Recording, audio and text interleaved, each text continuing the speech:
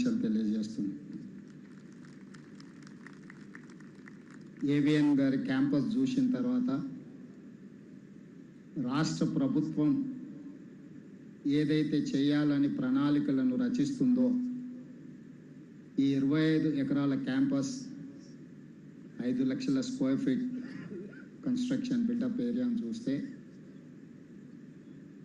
మేము ఏఐలో లేకపోతే ఆర్కిటెక్ట్స్ ఇచ్చిన డిజైన్స్లోనే దాదాపుగా సంవత్సరం పైగా సమయాన్ని కేటాయించినాము. నాకు ముందే తెలిసి ఉన్నా, ముందే ఏవిఎన్ గారు చెప్పి ఉన్నా, మా ప్రభుత్వ ఉద్యోగులను ప్రధానంగా young India integrated residential schools ఏదైతే మేము డిజైన్ చేస్తున్నామో ఎగ్జాక్ట్గా నా బ్రెయిన్ చైల్డ్ ఏదైతే ఉందో as it is where it is అన్నట్టుగా ఇక్కడ ఏవిఎన్ రెడ్డి గారు క్యాంపస్ని తీర్చిదిద్దారు. ఎగ్జాక్ట్గా స్టేట్ గవర్నమెంట్ ప్రతి నియోజకవర్గానికి ఒకటి 100 శాసనసభ నియోజకవర్గాలలో 100 యంగ్ ఇండియా ఇంటిగ్రేటెడ్ రెసిడెన్షియల్ స్కూల్స్ని 25 ఎకరాల క్యాంపస్లో 5 నుంచి 6 లక్షల స్క్వేర్ ఫీట్ కన్స్ట్రక్షన్ బిల్డప్ ఏరియాతో 2500 మంది విద్యార్థులతో ఈరోజు కార్యక్రమాన్ని చేపట్టి 20,000 కోట్ల రూపాయలని రాష్ట్ర ప్రభుత్వం కేటాయించి 59 స్కూల్స్ని ఈ అకాడమిక్ ఇయర్లో పనులను ప్రారంభించుకోవడం జరిగింది. భవిష్యత్తులో మిగతా వాటిని కూడా మిత్రుడు రాకేష్ రెడ్డి గారు శాసనసభ్యులు ఇక్కడ ఉన్నారు, అందరికి ఇచ్చినోగా నాకు ఇవ్వలేదని కంప్లైంట్ చేస్తాడు. 2వ విడతలో తప్పకుండా, మొదటి విడతలో మా వాళ్లకు, 2వ విడతలో మన వాళ్ళకు అందరికీ ఇవ్వాలని ఈరోజు రాష్ట్ర ప్రభుత్వం విద్య మీద ఒక ప్రత్యేకమైన శ్రద్ధ, ఆసక్తిని ఈరోజు రాష్ట్ర ప్రభుత్వం ప్రదర్శిస్తుంది. మీకు అందరికీ తెలుసు, దేశ స్వతంత్రం వచ్చినప్పుడు భారతదేశం తీవ్రమైన నిరక్షరాస్యతను, ఘోరమైన ఆకలి కేకల్ని ఆనాడు మనం వినడం జరిగింది.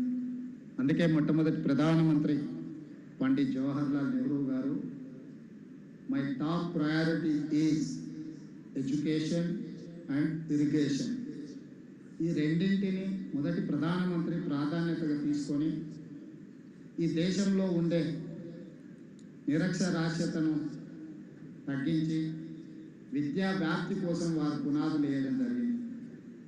ఈరోజు దేశంలో ఉన్న గొప్ప పేరుగాంచిన యూనివర్సిటీలను మొదటి ప్రధానమంత్రి పండిట్ జవహర్లాల్ నెహ్రూ గారు ప్రారంభించడం వల్ల ఈరోజు భారతదేశంలో ఎక్కడ తండాలలో, గూడాలలో, మారుమూల పల్లెకు వెళ్ళిన ప్రభుత్వ పాఠశాలలు విద్య అందించే అవకాశం ఈరోజు దేశంలో 100% మనం చేరుకోగలిగాం. 100% ప్రజలు విద్య నేర్చుకున్నారా అంటే నేను చెప్పలేను, కానీ 100% ఈ దేశంలో అన్ని ప్రాంతాలకు ప్రభుత్వ విద్యా వ్యవస్థ వ్యాపించింది. అదేవిధంగా ఇరిగేషన్, కరువు కాటకాలతో ఆనాడు చనిపోతున్నప్పుడు ప్రజలకు ఆహార భద్రత కల్పించాలి అని irrigation projects first prime minister ప్రారంభించిన సాగునీటి ప్రాజెక్టులో మన ప్రాంతంలో నాగార్జున సాగర్, శ్రీశైలం, ఎస్ఆర్ఎస్పి లాంటి ప్రాజెక్టుల్ని మొట్టమొదటి ప్రధానమంత్రి గారు ప్రారంభించారు.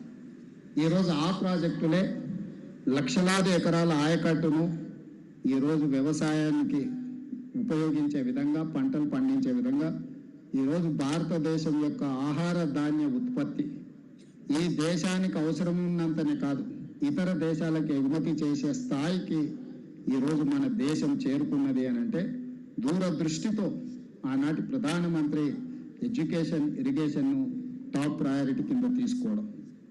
ఈ అంశాలను నేను ప్రస్తావించడానికి ఒక కారణం ఉంది.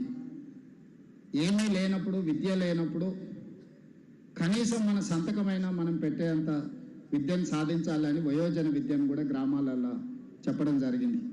వ్యవసాయ కూలీలు, వ్యవసాయ పనులు చేసుకునే వాళ్ళకు వేదిక మీద ఉన్న చాలామంది ప్రజాప్రతినిధులకు తెలుసు, ఒకప్పుడు గ్రామాలలో వయోజన విద్య అని సాయంత్రం కనీసం చదవడానికి, వాళ్ళ సొంత సంతకం పెట్టడానికైనా విద్యను నేర్పినాం. ఈరోజు భారతదేశంలో విద్యకు అవకాశాలు లేని ప్రాంతమే లేదు. కానీ that is not sufficient for us. ఈరోజు ప్రపంచమే ఒక గ్లోబ్, ఒక విలేజ్గా మారిన సందర్భంలో పోటీ మన ఊర్లోనో, మన మండలంలోనో, మన నియోజకవర్గంలోనో, మన జిల్లానో, మన రాష్ట్రంలోనో, మన దేశంలోనో కాదు.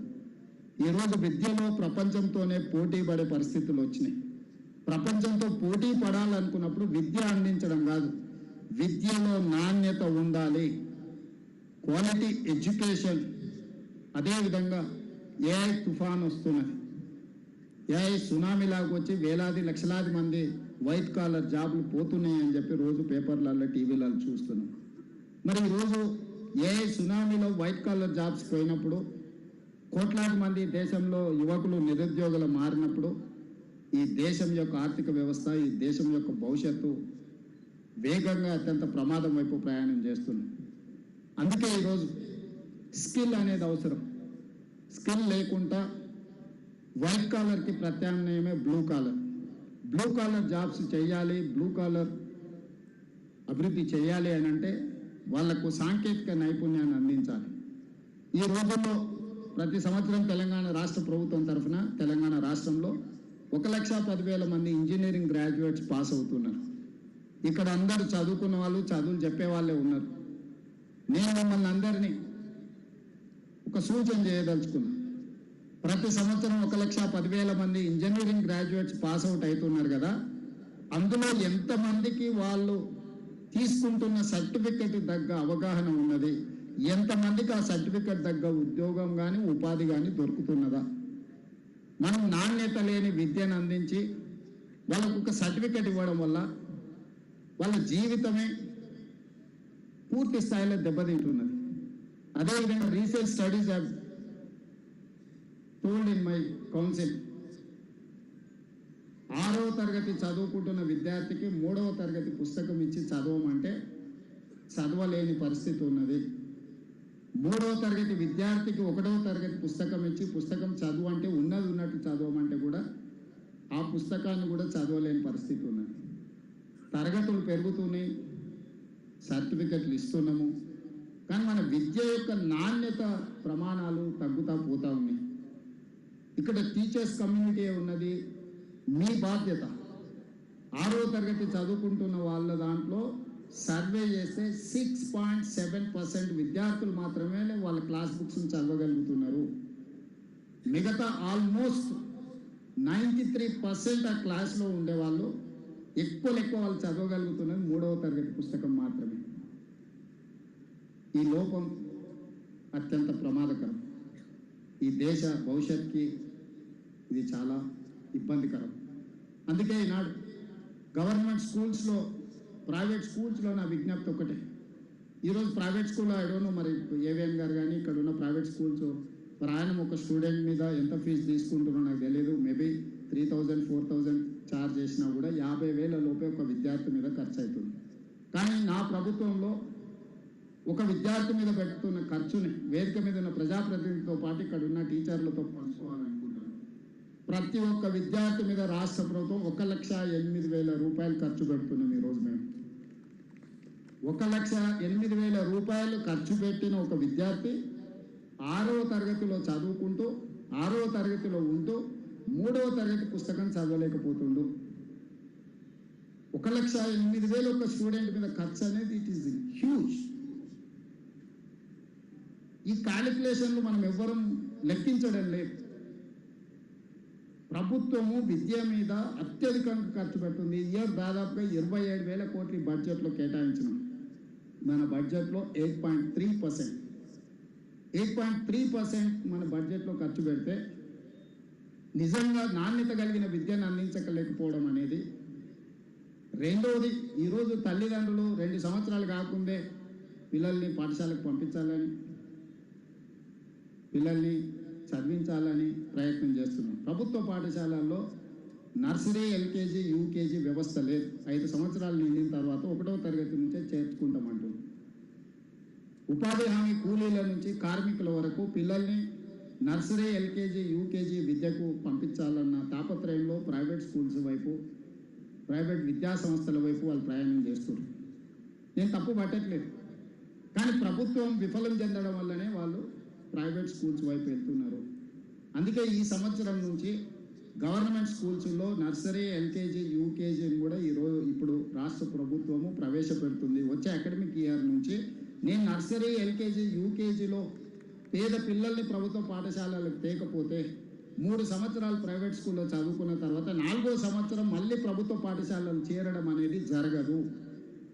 ఈరోజు నాకు కొన్ని స్కూళ్ళల్లో 9 మంది టీచర్లు ఉంటే 5 మంది స్టూడెంట్స్. ఈ 9 మంది టీచర్లు ఎవరికి చదువు చెప్పాలి? 5 మంది స్టూడెంట్స్కి. వాళ్ళు వంతుల వారుగా పెట్టుకుంటే వాళ్ళకి 15 రోజులకు ఒకసారి వస్తుంది డ్యూటీ. అన్ని సంతకాలు ఒకడే పెడుతుంది, ఏదో నడిచిపోతుంది. అది వాళ్ళ తప్పు కాదు, సొసైటీ యొక్క తప్పు. మనం దాని మీద ఫోకస్ చేయకపోవడం వల్ల ఈరోజు ఇంకా కొంచెం స్టాటిస్టిక్స్ నేను ఇవ్వదలుచుకున్నాను. రాష్ట్ర ప్రభుత్వ ఆధ్వర్యంలో 26,000 పాఠశాలలు ఉన్నాయి. 26,000 పాఠశాలలు నా దగ్గర ఉంటే నా దగ్గర ఉన్నది 18 లక్షల మంది విద్యార్థులు. అదే ప్రైవేట్లో 11,000 పాఠశాలలు ఉంటే 33 లక్షల మంది విద్యార్థులు ఉన్నారు. మరి ప్రైవేట్లో 11,000 స్కూళ్ళల్లో 33 లక్షల మంది విద్యార్థులు ఎట్లుంటారు? ప్రభుత్వంలో 26,000 పాఠశాలలు ఉంటే నా దగ్గర 18 లక్షల స్టూడెంట్స్ మాత్రమే ఎందుకున్నారు? ఈరోజు ప్రజాప్రతినిధులు అందరం, వేదిక మీద ఉన్న పెద్దలందరూ, యువమిత్రులు అందరూ ఆలోచన చేయాలి. మనం ఎక్కడ సమాజము, ఎక్కడ విఫలం చెందినము, ఎక్కడ ఎడ్యుకేషన్ సిస్టమ్ డిరేల్ అయింది, ఎక్కడ ప్రజాప్రతినిధులుగా మనము కొన్ని కఠినమైన నిర్ణయాలు తీసుకోవాల్సిన అవసరం ఉన్నది. రాజకీయాలకు అతీతంగా ఇది ఆలోచన చేయాల్సిన సందర్భం. ఈ వేదికను చూసినాం, నాకు సంతోషమైంది. కనీసం కొంత క్వాలిటీ డిస్కషన్, డిబేట్, కనీసం మనసులో ఉన్న ఆలోచనలను పంచుకుంటే కేంద్ర ప్రభుత్వంలో ఉన్న పెద్దలు కానీ, ప్రజాప్రతినిధులు కానీ ఎక్కడో ఒక దగ్గర ఈ సిస్టమ్ని ఎంపవర్ చేయడానికి మాట్లాడతారని నేను భావిస్తున్నాను. ఈరోజు మన అందరం ఆలోచన చేయాలి, సమాజం కూర్చొని ఆలోచన చేయాలి. విద్య కోసం తాపత్రయపడాల్సిన పర్లేదు. ప్రతి గ్రామంలో స్కూల్ వచ్చింది, సింగిల్ టీచర్ స్కూల్స్ వచ్చినాయి. ప్రతి తండా కానీ, గూడ కానీ సింగిల్ టీచర్ స్కూల్స్ వచ్చినాయి. ప్రతి 3 కిలోమీటర్స్ లోపల అప్పర్ ప్రైమరీ స్కూల్ వచ్చింది. ప్రతి 5 కిలోమీటర్స్లో హై స్కూల్ వచ్చింది. ప్రతి మండలంలో జూనియర్ కాలేజ్ వచ్చింది. ప్రతి నియోజకవర్గంలో డిగ్రీ కాలేజ్ వచ్చింది. ప్రతి రెవెన్యూ డివిజన్లో ఇంజనీరింగ్ అండ్ మెడికల్ కాలేజ్లు వచ్చినాయి. క్యాంపస్లు వచ్చినాయి, యూనివర్సిటీలు వచ్చినాయి. దాదాపుగా 12-13 యూనివర్సిటీలు ఉన్నాయి. ఇవన్నీ కరెక్టే, వీటన్నిటిని ఆమోదిస్తాం. కానీ నాణ్యత ఎక్కడున్నది? సాంకేతిక నైపుణ్యం ఎక్కడున్నది? ఈరోజు నాణ్యమైన విద్యను అందించకుండా సాంకేతిక నైపుణ్యాన్ని మన యువతకు నేర్పకపోతే ఈ ఏఐ సునామీలో వీళ్ళు ఏమి ప్రయోజకులు కాని పరిస్థితి వస్తే ఈ దేశం ఎదుర్కోబోయే సమస్య ఎంత తీవ్రమైనదో ఈరోజు వేదిక మీద ఉన్న మనందరం ఆలోచన చేయాలి. అందుకే ఈరోజు రాష్ట్ర ప్రభుత్వం కొన్ని అంశాలలో మాకు భిన్నాభిప్రాయాలు ఉండొచ్చు, కొన్ని అంశాలలో భేదాభిప్రాయాలు ఉండొచ్చు. నాకు తెలిసి విద్యకు, వైద్యానికి సంబంధించి కిషన్ రెడ్డి గారు కానీ, రఘునందన్ రావు గారు కానీ, లేకపోతే మా మిత్రులు వేదిక మీద ఉన్న ఎమ్మెల్సీలకు, మా అరుణమ్మ గారు కానీ, మాకెవరికి భిన్నాభిప్రాయాలు లేవు. మా అందరి అభిప్రాయం ఒకటే, నాణ్యమైన విద్యను పేదలకు అందించడం ద్వారా దేశానికి ప్రయోజకులను తయారు చేయాలి. రీసెంట్గా 2024లో మేము ఒక సర్వే చేసినాం, social economic, education, employment, political and caste survey. ఈ రాష్ట్రంలో ఉన్న జనాభా మొత్తాన్ని లెక్కించినాం, కులగణన చేసినాం. విద్య, ఆర్థిక పరిస్థితి, రాజకీయంగా కూడా వాళ్ళు ఎప్పుడైనా లైఫ్లో ఆ కమ్యూనిటీ నుంచి వార్డు మెంబర్ అయిందా, సర్పంచ్ అయిందా, లేకపోతే ఆ కమ్యూనిటీస్లలో ఎవరైనా పట్టభద్రుల వరకు చదువుకున్నారా, లేకపోతే ఆ కమ్యూనిటీస్ నుంచి డాక్టర్లు, ఇంజనీర్లు ఎవరైనా అయినరా తో సహా 57 ప్రశ్నలతోని socio economic, education, employment, political and caste survey చేసినాం. అందులో ఒక ఊహించని అంశం నా దృష్టికి వచ్చింది. వెనుకబాటుతనానికి, పేదరికానికి ఒక థిన్ లైన్ ఉంది. 30-40 ఎకరాల భూమి ఉండి, పశు సంపద ఉండి, పెద్ద ఇల్లు ఉన్న వాళ్ళు కూడా వెనుకబాటుతనంతో ఉన్నారు. ఏంది అని మేము చూసినప్పుడు వాళ్ళ ఇంట్లో ఎవరు చదువుకోలేదు. ఇంకొక కుటుంబంలో ఈ గుంట భూమి కూడా లేదు, సొంత ఇల్లు కూడా లేదు. వాళ్ళకి పేదరికం ఉంది కానీ వెనుకబాటుతనం లేదు. వాళ్ళు డాక్టరో, లాయరో, ఇంజనీరో ఏదో ఒక చదువుకున్నారు. వాళ్ళు సొసైటీలో వాళ్ళు వెనుకబాటుతనంలో లేరు. వాళ్ళు సొసైటీని అర్థం చేసుకున్నారు. సొసైటీ వాళ్ళకి అప్లిఫ్ట్మెంట్ ఇచ్చేది, సొసైటీ వాళ్ళని గుర్తించింది. వాళ్ళని డాక్టర్ గానో, లాయర్ గానో, ఇంజనీర్ గానో, లేదా టీచర్ గానో రకరకాల విద్యలో రాణించడం వల్ల వెనుకబాటుతనానికి దూరంగా ఉన్నారు. ఆస్తున్నంత మాత్రాన వెనుకబాటుతనం లేదు అనే ఒక ఆలోచన నుంచి ప్రభుత్వాన్ని బయటకు తీసుకొచ్చింది.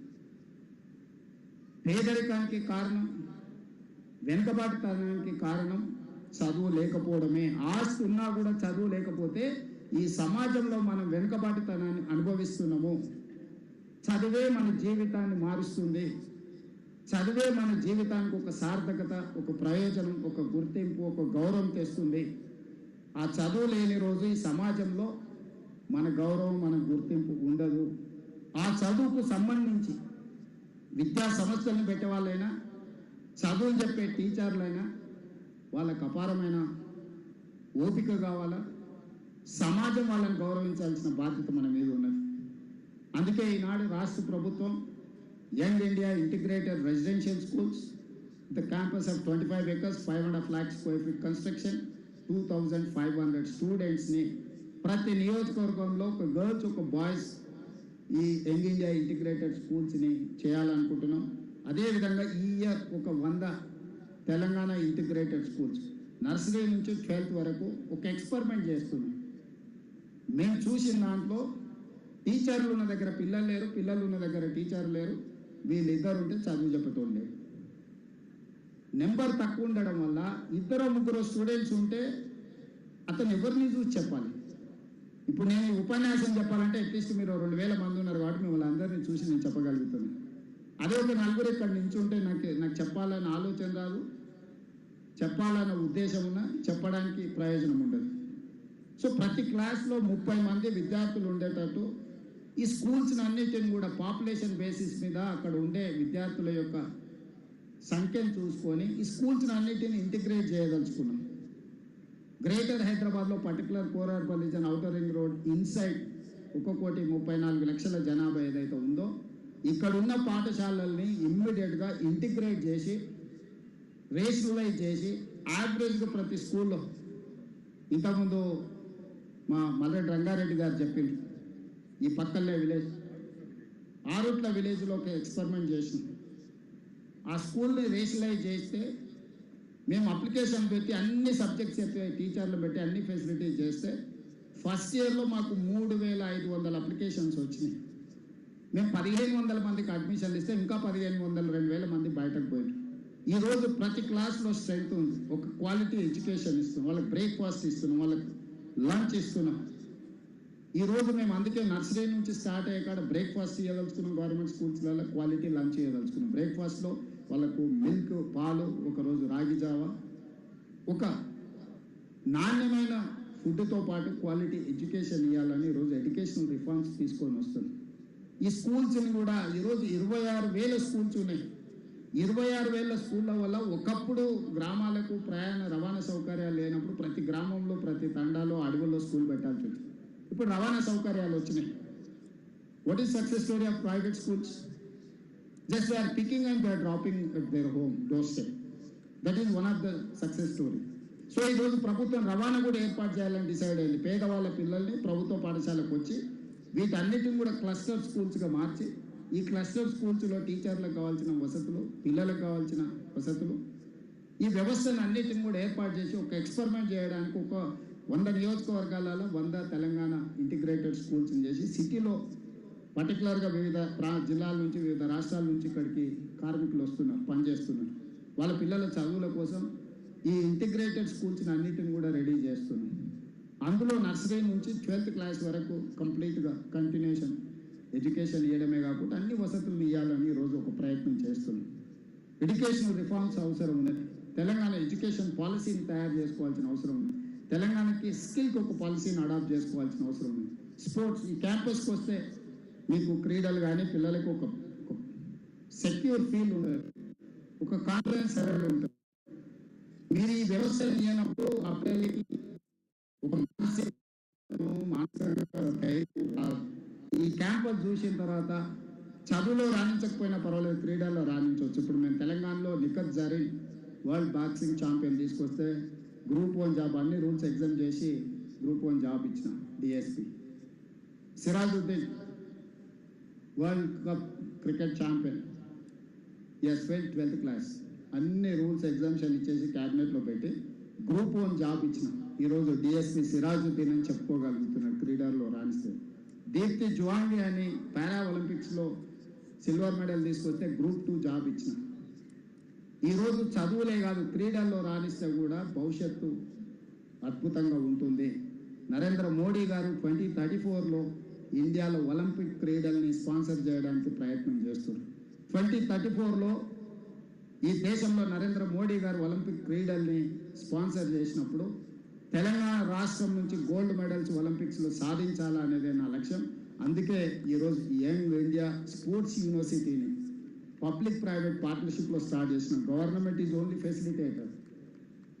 సంజయ్ గోయంకా, కపిల్ దేవ్, అభినవ్ బింద్రా వీళ్ళందరూ బోర్డ్ ఆఫ్ డైరెక్టర్స్. సో స్పోర్ట్స్లో ఉన్న వాళ్ళను, ఇండస్ట్రీస్లో ఉన్న వాళ్ళను, ఉపాసన ఇలాంటి వాళ్ళని అందరినీ కూడా, కావ్య మారన్ వీళ్ళందరూ కూడా మన sports university board of directors. వీళ్ళందరూ కూడా కరికులం తయారు చేయడమే కాకుండా యూనివర్సిటీని నడపడానికి అవసరమైన అన్ని రకాలుగా ప్రణాళికలు సిద్ధం చేస్తారు. ఈవెన్ మన స్కిల్స్ యూనివర్సిటీ కూడా Anand Mahindra is our chairperson. Reddy labs, Apollo వాళ్ళు వీళ్ళందరూ కూడా మన బోర్డ్ ఆఫ్ డైరెక్టర్స్. సో ప్రభుత్వం యొక్క ఇన్వాల్వ్మెంట్ ఏం లేదు, జస్ట్ ఫెసిలిటేట్ చేసి ఇచ్చేసినాం. వాళ్ళే రన్ చేయాలి, వాళ్ళే కరికులం డిసైడ్ చేయాలి, వాళ్ళే ట్రైనింగ్ ఇవ్వాలి, వాళ్ళే అబ్జర్వ్ చేసుకోవాలి. మొన్న మేము ఆల్మోస్ట్ 10,000 జాబ్స్ ఇందులో మేము ఇవ్వగలిగినాం ట్రైనింగ్ ఇచ్చి. సో ఇవన్నీ కూడా మనం ప్రణాళికలు సిద్ధం చేసుకుంటున్నాము. భవిష్యత్తులో రాబోయే ఏఐ సునామీని ఎదుర్కోవాలి, వైట్ కాలర్ జాబులు పోయిన వాళ్ళని అప్గ్రేడ్ చేసుకోవాలి, బ్లూ కాలర్ జాబ్లకు ప్రిపేర్ చేయాలి అని అంటే ప్రభుత్వం ఒక్కరి వల్లనే సాధ్యం కాదు. ఇలాంటి ప్రైవేట్ సంస్థలు కూడా రాణించాలి. ఇది సోషల్ రెస్పాన్సిబిలిటీ, సోషల్ అకౌంటబిలిటీ. దేశ భవిష్యత్తు తరగతి గదుల్లోనే ఉందని ఏదైతే చెప్పిందో వాళ్ళు ప్రైవేటు పబ్లిక్ అని చెప్పలేదు. ఏ తరగతి గది అయినా ఆ విద్యార్థులకు క్రమశిక్షణ నేర్పి, సాంకేతిక నైపుణ్యం నేర్పి, విద్యను నేర్పితే ఖచ్చితంగా ప్రయోజకుడైన దేశ పౌరుడు అవుతారు. ఈ వేదిక మీద ఉన్న చాలామంది కలిసి విద్యార్థి దశలో విద్యార్థి రాజకీయాలలో పాల్గొన్నాం. విద్యార్థి దశ నుంచి క్రియాశీలక రాజకీయాలలో వచ్చినప్పుడు క్రియాశీలక రాజకీయాలలో కలిసి పనిచేసినాం. ఈరోజు ఈ వేదిక మీద ఉన్న వాళ్ళు ఎంపీలు కానీ, కేంద్ర మంత్రులు కానీ, లేకపోతే ముఖ్యమంత్రిగా కానీ మేమెవరం ప్రారంభం మా ప్రయాణం ప్రభుత్వ పాఠశాల నుంచే. ఇన్ని వసతులు, ఇన్ని ఇట్లా ఉంటుందని కూడా మాకు తెలియదు. కానీ మేము నేర్చుకున్న విద్య లేదా గ్రామీణ ప్రాంతంలో అక్కడున్న వసతులు వెసులుబాటుతోనే ఇక్కడికి రాణించగలిగినాం. రేపటి భవిష్యత్తులో ఈ విద్యార్థులను తీర్చిదిద్దాల్సిన బాధ్యత ఇక్కడ ఏవిఎం గారి ఫ్యామిలీ మీద ఆధారపడి ఉన్నది. ఈ కుటుంబం ఏవిఎం గారి గౌరవాన్ని పెంచడమే కాకుండా తెలంగాణ రాష్ట్రం యొక్క ప్రతిష్టను పెంచుతారని నేను సంపూర్ణంగా విశ్వసిస్తున్నా. మీరు అందరూ కూడా బాధ్యతతో పని చేయాల్సిందిగా విజ్ఞప్తి చేస్తూ మరొకసారి మా ప్రభుత్వ అధికారులను కూడా కలెక్టర్ గారు ఇక్కడ ఉంటే నోట్ చేసుకొని మన ఎడ్యుకేషన్కి సంబంధించిన వాళ్ళని క్యాంపస్ని విజిట్ చేయించండి. మనం ఏదైతే young India integrated residential schools design చేస్తున్నామో ఇక్కడికి వచ్చి ఒకసారి నేను ఏవిఎం గారికి కూడా రిక్వెస్ట్ చేస్తున్నా. మా ప్రభుత్వ అధికారులు వస్తారు ఈ క్యాంపస్ని చూడడానికి. వారికి మీ ఆర్కిటెక్ట్తో పాటు ఇక్కడ చేసిన పనులన్నిటినీ వీటన్నిటిని కూడా ఒకసారి చూపిస్తే ప్రభుత్వం నిర్మించే దాంట్లో కూడా ఏమైనా మేము సవరించుకునేది ఉంటే డెఫినెట్గా మీ నుంచి మా ప్రభుత్వ అధికారులు కొంత స్ఫూర్తిని పొందుతారు.